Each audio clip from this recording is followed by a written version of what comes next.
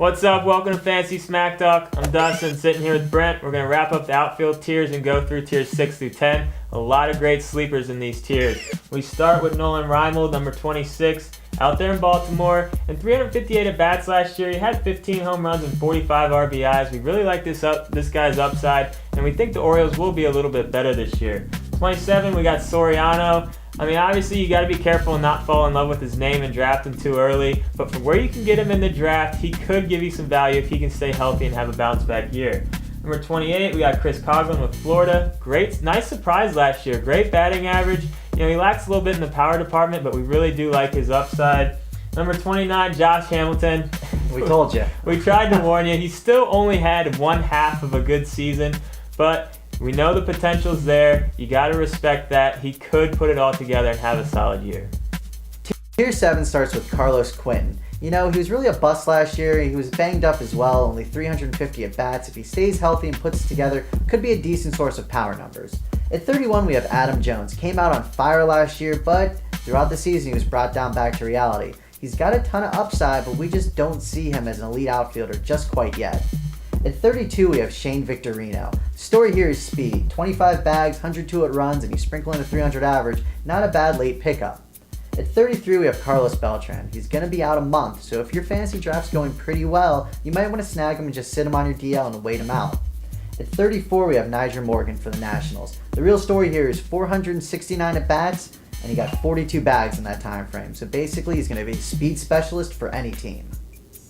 Tier 8 starts out with 4 guys that we think are going to be great value for where you can get him in the draft. And we start with Jay Bruce. Obviously, everyone's been talking about him a lot over the last couple of years. He just hasn't quite had that season yet. This could very well be the season. 36, we got Ryan Ludwig. You know, he kind of had a bad year compared to 08. His numbers were down a little bit, but we know he can do it. We think he does have a bounce-back year. Number 37, we got Davis with the A's, and only 390 at-bats last year, 41 stolen bases. We really love this guy as a late-round steal specialist. Same with number 38 and Julio Bourbon. 157 at-bats, 19 stolen bases, and he's going to bat leadoff for Texas, so he should have plenty of chances to get some at-bats. Number 39, we got Torrey Hunter. You know, he got off to a great start last year, kind of fizzled, but if he can stay healthy, we still do think he has some left in the tank. And the last guy on this tier is Juan Pierre at number 40. He's out with the White Sox. Looks like he's going to get a chance to be an everyday player. 380 at-bats last year, he batted over 330 stolen bases. So you can definitely expect the speed to be there. Tier 9 starts with number 41, Raul Ibanez. You know what you're going to get out of him, about a 280 average and decent power numbers. Next on our list is Johnny Damon. He's now playing in Detroit, and last season playing for the Yankees, he tied his career high in home runs. Now we do think these numbers are going to slip a little bit, but he could provide great value. Next on our list is Nate McLoughlin playing in Atlanta. In 500 at-bats, he actually got you about 19 bags, 20 home runs. He's a decent all-around player. Number 44 is Michael Kadire for the Twins. Great season last year, 32 home runs, over 90 RBIs, over 90 runs, and the Twins made some adjustments in the offseason. They made some moves that's really going to help him and protect him in the lineup.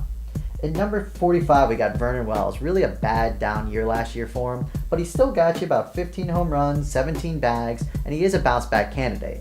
And last on this list is number 46, Brad Hoff. He did have an all-around good season, 285 average, 23 home runs. If you need to fill a hole late in your draft for outfielders, he just might be your guy.